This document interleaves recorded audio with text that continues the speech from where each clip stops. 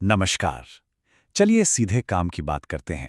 आज हम सब बनने वाले हैं डिजिटल आर्किटेक्ट और हम सीखेंगे कि कैसे HTML के दो सबसे बुनियादी टूल्स यानी लिस्ट और टेबल्स का इस्तेमाल करके वेब कंटेंट को एक ढांचा, एक शक्ल दी जाती है। कभी सोचा है कि इंटरनेट पर इतनी सारी जानकारी, इतना सारा टेक्स्ट एक साफ सुथरी और समझने में आसान वेबसाइट में कैसे बदल जाता है? मतलब इस बिखराव को एक व्यवस्था में कौन लाता है? आज हम इसी सवाल का जवाब ढूंढने वाले हैं। तो चलिए शुरू करते हैं अपने पहले हिस्से से, वेब को व्यवस्थित करना। इसे ऐसे समझे जैसे ये वो मास्टर ब्लूप्रिंट है जिसके आधार पर डिजिटल दुनिया में हर चीज बनती है। जरा सोचिए, अगर इंटरनेट सिर्फ एक बहुत बड़ी बेतरतीब दीवार होता, टेक्स्ट की एक बहुत बड़ी बेतरतीब दीवार, उसे पढ़ना लगभग नामुमकिन होता है ना? यहीं पे HTML का जादू काम आता है। ये वो भाषा है जो कंटेंट को एक ढांचा देती है। और आज हमारे दो मेन आर्किटेक्चरल टूल हैं, लिस्ट और टेबल्स। चलिए अब सीधे बिल्डिंग प्रोसेस में चलते हैं। हमारा पहला ब्लूप्रिंट है लिस्ट की शक्ति। इसे एक फ्लोर प्लान की तरह समझिए, जिसका इस्तेमाल करके हम किसी कमरे में सामान को तरतीब से रखते हैं। तो ये HTML लिस्ट आखिर है क्या? बहुत आसान है। ये बस एक जैसी चीजों को एक साथ ग्रुप करने का एक तरीका है। जैसे हम बाजार जाने के लिए शॉपिंग लिस्ट बनाते हैं या किसी रेसिपी के स्टेप्स लिखते हैं, बिल्कुल वही आइडिया है, बस एक वेब पेज के लिए। और लिस्ट ना दो तरह की होती हैं। पहली है अनऑर्डर्ड लिस्ट, यानी UL टैग। ये तब इस्तेमाल होती है जब आइटम्स का क्रम जरूरी नहीं होता, जैसे शॉपिंग लिस्ट। इसमें हम बुलेट पॉइंट्स का इस्तेमाल करते हैं। दूसरी है ऑर्डर्ड लिस्ट या OL टैग। यहां पर क्रम यानी सीक्वेंस बहुत जरूरी है, जैसे किसी रेसिपी के स्टेप्स, और इसमें हम नंबरों का इस्तेमाल करते हैं। है ना बिल्कुल सीधा सा? और यकीन मानिए ये लिस्ट्स हर जगह हैं। किसी भी वेबसाइट का नेविगेशन मेन्यू, किसी काम को करने के स्टेप बाय स्टेप निर्देश, किसी प्रोडक्ट की खासियतें गिनाना या किसी आर्टिकल के मुख्य बिंदु, ये सब कुछ HTML लिस्ट से ही बनता है। ये हमारे वेब को इस्तेमाल करने के तरीके का एक बहुत ही बुनियादी हिस्सा है।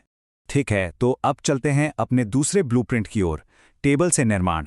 अगर लिस्ट एक फ्लोर प्लान की तरह है, तो टेबल को वो मचान समझिए जो हमारे स्ट्रक्चर्ड डेटा को सहारा देने और दिखाने के लिए खड़ा किया जाता है। एक HTML टेबल का ना एक ही खास मकसद होता है, डेटा को रोज और कॉलम्स यानी पंक्तियों और स्तंभों की ग्रिड में दिखाना। जब भी हमारे पास ऐसी जानकारी हो जिसमें रोज और कॉलम्स के बीच का रिश्ता मायने रखता हो, तो टेबल से बेहतर कोई टूल नहीं है। तो सवाल यह है कि इसे बनाते कैसे हैं? ये बिल्डिंग ब्लॉक्स जोड़ने जैसा है। सबसे पहले आता है टेबल टैग, जो कि हमारा मेन कंटेनर है। उसके अंदर हम TR से पंक्तियां यानी रोज बनाते हैं, और फिर हर रो के अंदर हेडर्स के लिए TH और असली डेटा के लिए TD सेल्स होते हैं। और यहां देखिए, ये असल में ऐसा दिखता है। देखा कैसे उन टैग्स ने टेबल, रो और TD मिलकर ये साफ सुथरा वीकली शेड्यूल बना दिया। यही ढांचा डेटा को एक नज़र में समझने लायक बना देता है। सोमवार सुबह टीम मीटिंग, मंगलवार दोपहर डिज़ाइन रिव्यू, एकदम साफ और सरल। और अब हम आते हैं किसी भी डिजिटल आर्किटेक्ट के लिए सबसे ज़रूरी सवाल पर, कि काम के लिए सही ब्लूप्रिंट कैसे चुनें। मतलब कब लिस्ट का इस्तेमाल करना है और कब टेबल का। इसका निचोड़ ये है, लिस्ट का इस्तेमाल तब करें जब बस एक जैसी चीज़ों का एक सिंपल कलेक्शन दिखाना हो, जैसे नेविगेशन लिंक या स्टेप्स। यहां मकसद सिर्फ आइटम गिनाना है। लेकिन टेबल का इस्तेमाल तब करें जब डेटा एक ग्रिड में फिट बैठता हो, जैसे कोई टाइम टेबल, कोई फाइनेंशियल डेटा या दो चीज़ों की तुलना। यहां मकसद डेटा पॉइंट्स के बीच का रिश्ता दिखाना है।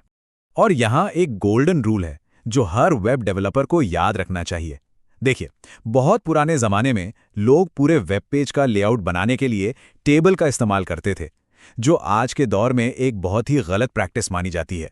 तो सबसे ज़रूरी बात, टेबल्स का इस्तेमाल सिर्फ उसी काम के लिए करें जिसके लिए वो बने हैं, यानी टैब्यूलर डेटा दिखाने के लिए। ठीक है, तो फटाफट से दोहराते हैं कि हमने आज क्या सीखा।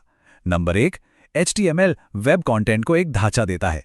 नंबर 2, लिस्ट्स, UL और OL का काम आइटम्स को लिस्ट करना है। नंबर 3, टेबल्स का काम ग्रिड बेस्ड डेटा को दिखाना है। और नंबर 4, सबसे ज़रूरी नियम, हमेशा सही काम के लिए सही टूल चुनें। तो हमने डिजिटल स्ट्रक्चर के लिए ज़रूरी ब्लूप्रिंट्स को समझ लिया है। अब मैं आप सभी को इस एक सवाल के साथ छोड़कर जा रहा हूं। अब जब वेब पेज की नींव बनाना आ गया है, तो इन टूल्स का इस्तेमाल करके एक यादगार यूजर एक्सपीरियंस कैसे डिजाइन करेंगे।